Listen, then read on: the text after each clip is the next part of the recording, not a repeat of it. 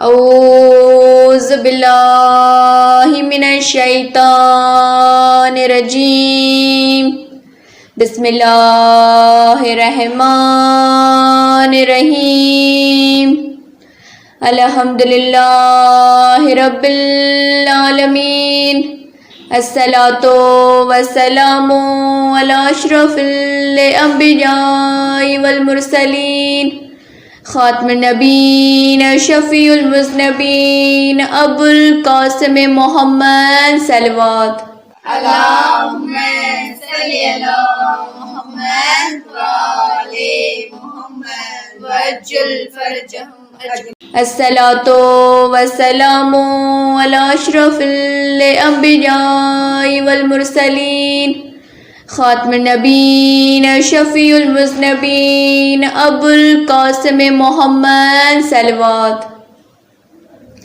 وآل طیبین الطاہرین المظلومین المعصومین اما بعد فقد قال اللہ تبارک و تعالی فی کتاب المجید و فرقان الحمید انما یرید اللہ لیذھب عنکم رجس اہل البیت ویطہرکم تطہیرا اللہم صلی علی محمد وآل محمد وعجل فرجہم عاشور کی رات تھی۔ بہن زینب نے ایک دفعہ حسین سے کہا بھائیا آپ نے اپنے ساتھیوں کو آزما لیا، کوئی ساتھ چھوڑنے والا تو نہیں؟ حسین کے ساتھی نے جا کر آواز دی اے اصحاب حسین تم خیمے میں بیٹھے ہو اور فاطمہ کی بیٹی کو تم پہ بھروسہ نہیں ہے۔ سب دورے ہوئے آئے اور آنے کے بعد تلواریں نیام سے نکالی، گردنوں پہ رکھی اور شہزادی تلواریں موجود ہیں، ہمارے گلے کاٹ کر دیکھ لیجئے کہ ہم بھاگتے ہیں یا نہیں۔ اور زینب کو سکون مل گیا کہ جب تک حبیب ہے، زبیر ہے، ہلال ہے، ابو تمامہ ہے، میرے بھائی پر آنچ نہیں آئے گی۔ شب عاشور اہل بیت کے لیے بڑی مشکل، سخت مصیبت اور پریشانی کی رات تھی۔ پوری رات تسبیح و تحلیل میں گزری۔ بیویاں اپنے بچوں کو بہادری کے کارنامے سنا کے جوش دلا رہی تھی اور اللہ کی راہ میں قربان ہونے کے لیے تیار کر رہی تھی۔ اس رات کا ایک واقعہ یہ بھی ہے کہ میرے بیمار امام سجاد اپنے بستر بیمار سے آدھی رات کے وقت اٹھے اور اصحاب حسین کی قرآن پڑھنے کی آواز سنی۔ بابا سے عرض کیا بابا یہ کون لوگ ہیں؟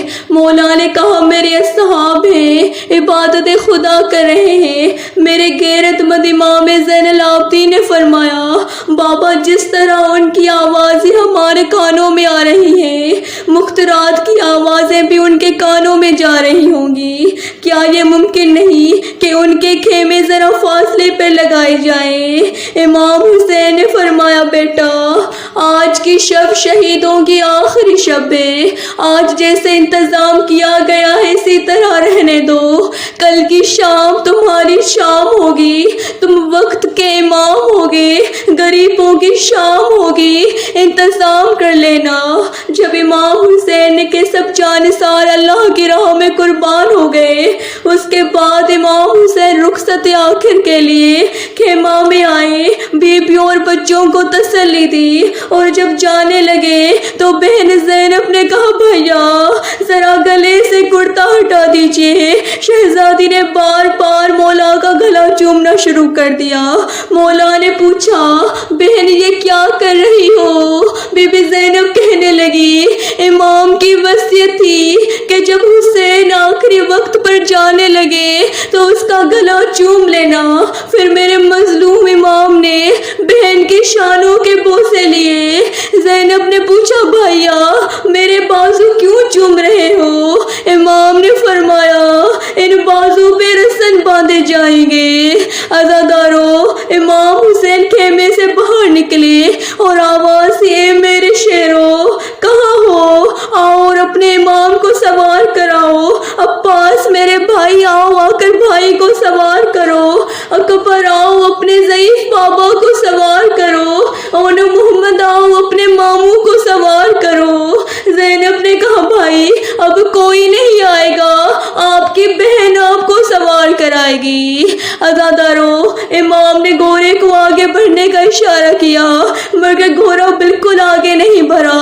امام نے کہا اے وفادار، یہ میری آخری سواری ہے، اس کے بعد تکلیف نہیں دوں گا۔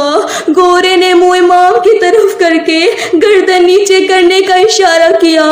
اب جو امام نے نیچے دیکھا تو جناب سکینہ گھوڑے کے پیروں سے لپٹی ہوئی ہے اور رو رو کے کہہ رہی ہے اے گھوڑے، میرے بابا کو مت لے کے جا، میں یتیم ہو جاؤں گی، میں بابا کے بغیر زندہ نہیں رہ سکتی۔ امام گھوڑے سے اترے، سکینہ کو گود میں اٹھا کر پیار کیا۔ لاڈلی سکینہ باپ سے لپٹ گئی۔ امام نے جناب سکینہ کو سینے پر سلایا، پھر بی بی زینب کو دے دیا۔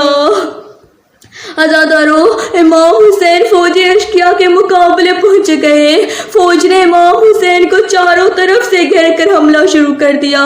امام نے للکار کر کہا صبح سے سب عزیزوں کی لاشیں اٹھائیں، سب کی قربانی دی ہے، اب تم ایک پیاسے کی جنگ دیکھو، اور ذوالفقار نکالی اور فوجی اشقیاء پر حملہ کر دیا۔ جو سامنے آتا اسے قتل کرتے جاتے، ہر شخص اپنی جان بچانے کے لیے بھاگ رہا تھا۔ فوج میں بھگدڑ مچ گئی تھی، حسین جنگ کرتے جاتے اور آواز دیتے جاتے تھے۔ اتنے میں ہنگامے اثر گیب سے آواز آئی اکبر ناچ ہی اٹھیں گے، برسوں سے